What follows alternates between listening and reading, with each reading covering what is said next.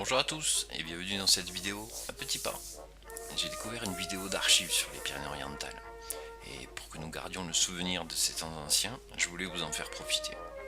J'espère que vous ne m'en voudrez pas de sortir du cadre habituel qui d'habitude se concentre sur nos belles montagnes. Allez, trêve de blabla et remontons le temps, il y a 90 ans dans les Pyrénées-Orientales.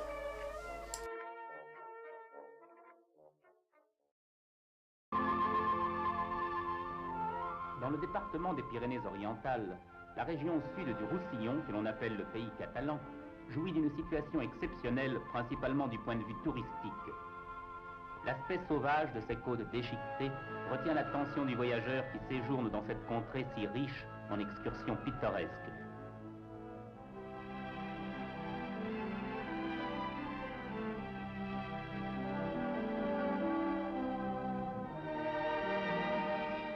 Sous un superbe climat méditerranéen qui en fait la région la plus chaude de France, adoucie cependant par la brise marine, croissent toutes les plantes aimant la sécheresse, aloès, cactus, olivier. Et cette végétation contribue à donner au pays catalan son caractère bien particulier. Le climat est parfois si rude qu'il dessèche les torrents.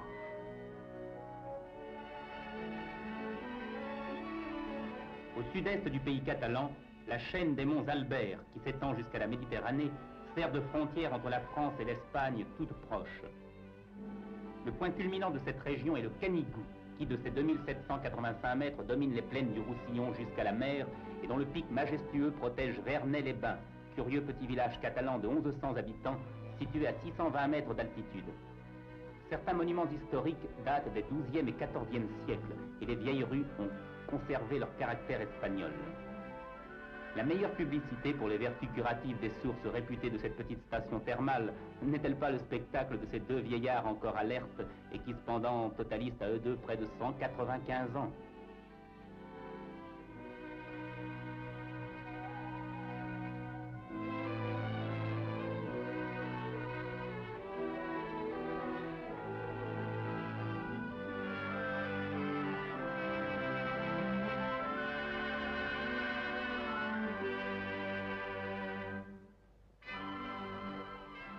L'eau fraîche et pure abonde dans cette région montagneuse où les torrents traversent des gorges profondes.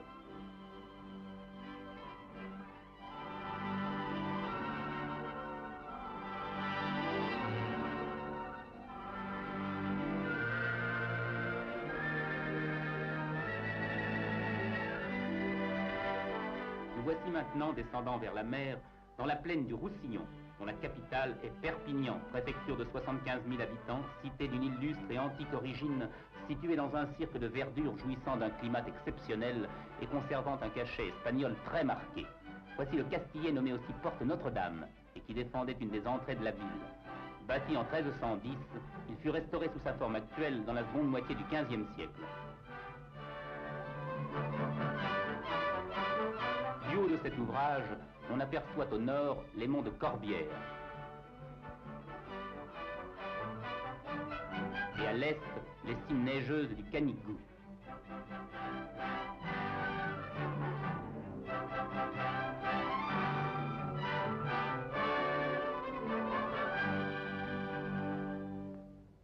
Perpignan s'enorgueillit également d'autres monuments historiques incomparables, tels que la cathédrale Saint-Jean, datant des XIVe et XVIe siècles, et la loge de mer, datant de la même époque.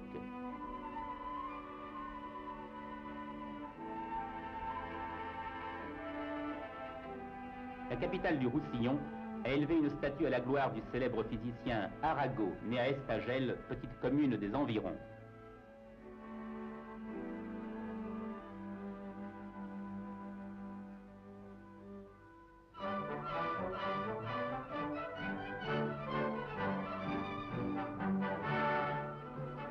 Sur la rivière Agly, la petite ville de Rivesaltes, réputée pour la qualité de ses vins blancs, et qui a vu naître le maréchal Joffre, le vainqueur de la Marne.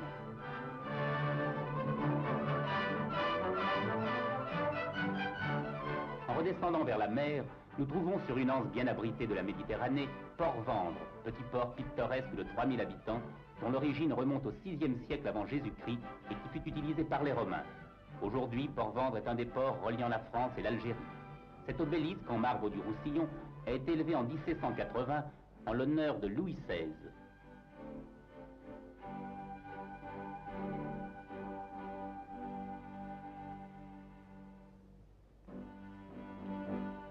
Abritée des vents du Nord par les monts de Corbière, la plaine du Roussillon est le pays du bon vin par excellence. Et le spectacle de ces vignobles aux crues incomparables a de quoi laisser rêveur le Parisien d'aujourd'hui. En février, le climat de cette région est si doux que le printemps y est en avance d'1 mois sur les provinces voisines.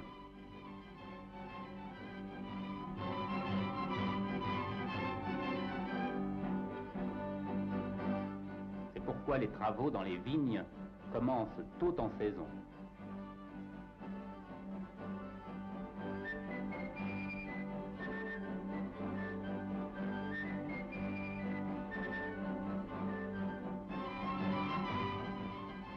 Au sud du Roussillon, en Catalogne, les vignes s'étendent vers l'Espagne. Elles produisent des vins doux dits de muscat et de grenache, utilisés pour la fabrication des apéritifs. Nous voici au col de Banyuls, une des clés de la frontière pyrénéenne que l'on pourrait considérer en quelque sorte comme le berceau de la résistance. En 1793, en effet, une poignée de paysans de cette commune, aidés par les femmes et les vieillards, y tint en échec 4000 Espagnols.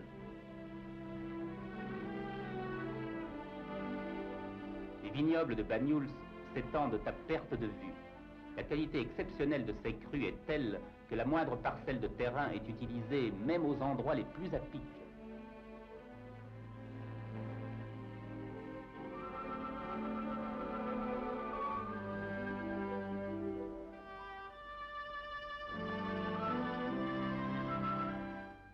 Dans l'arrière-pays se trouve le vieux Banyuls, pays du vin de Rancio.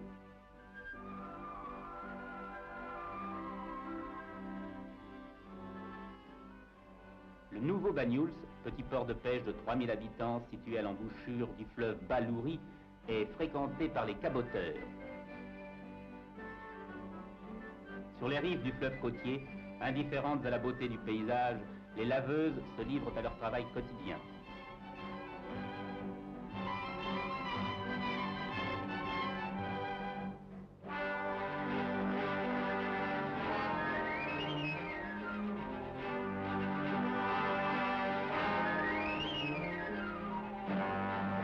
Frontière de la France et de l'Espagne, Cerbère, gare internationale que traverse la ligne de chemin de fer reliant Paris à Barcelone.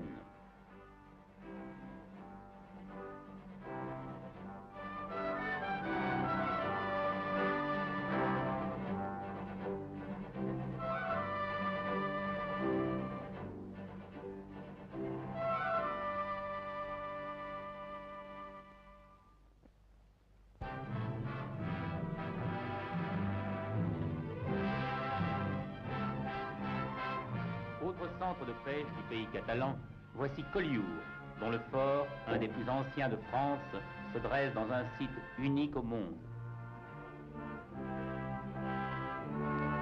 Ancienne place forte et petit port d'environ 3000 habitants situé entre deux pointes rocheuses, Collioure, probablement fondé par les Phéniciens, doit ses défenses à Vauban et fut repris en 1794 sur les Espagnols par le général Dugommier.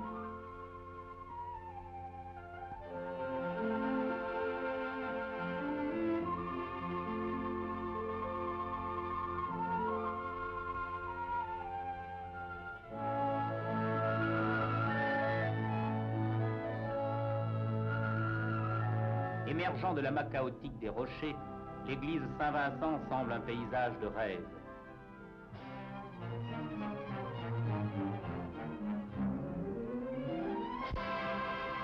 Voici la maison espagnole, aux magnifiques balcons en fer forgé sous lesquels, jadis, plus d'un galant est peut-être venu chanter une sérénade à sa belle.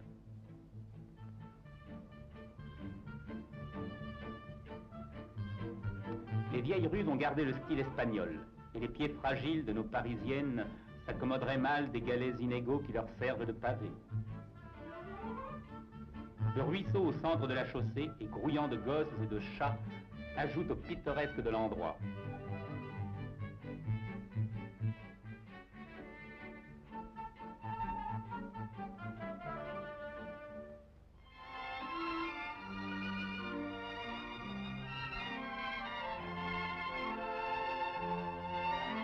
Le port de Collioure n'est accessible qu'aux embarcations des pêcheurs de la localité et aux caboteurs susceptibles par leur faible tonnage d'être halés sur la grève.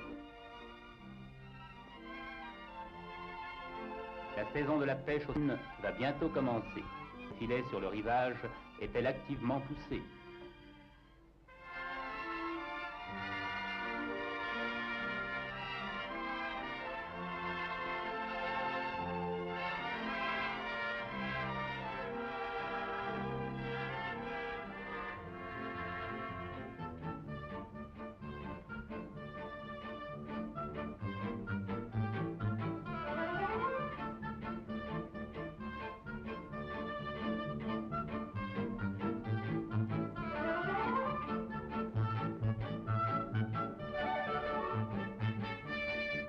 De leur côté, les ravaudeuses préparent les filets neufs qui serviront à la pêche aux anchois.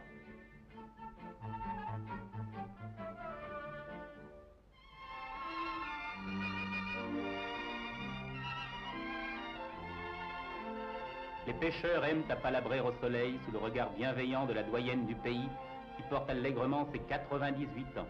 Décidément, on vit vieux au pays catalan. Et Collioure, espérons-le, fêtera bientôt sa centenaire.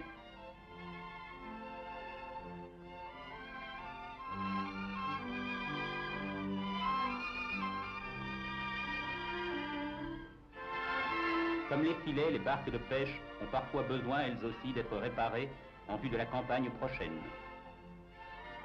Dédiée à Saint-Vincent, qui en l'an 300 de l'ère chrétienne subit le martyre à Collioure, l'église, de style roman, n'a de remarquable vue de l'extérieur que sa situation topographique. Elle est en effet baignée aux 3/4 par les flots qui tour à tour la caressent mollement ou la frappent avec furie.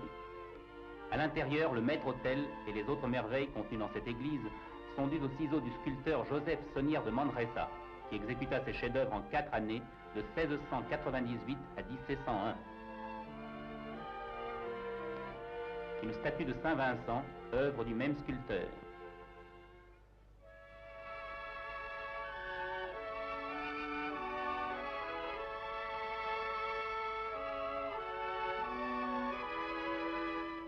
La fête du Saint-Martyr est célébrée chaque année le 16 août.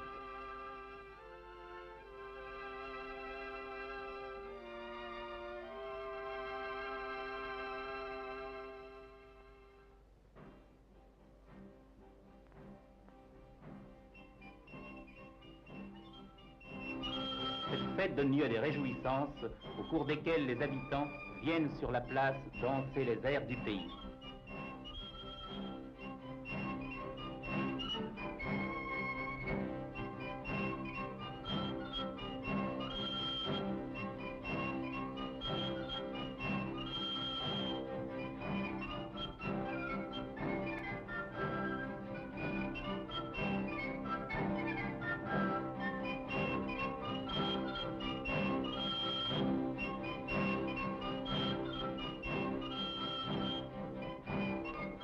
Certaines catalanes revêtent encore le dimanche les chatoyants costumes régionaux.